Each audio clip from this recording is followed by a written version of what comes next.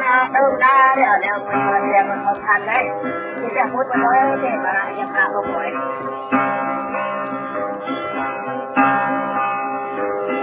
đây bắt đầu vào nhà bây giờ bắt đầu vào hà rồi làm một cái nào rồi cái rồi thì nó đang cái đâu họ đi ra đây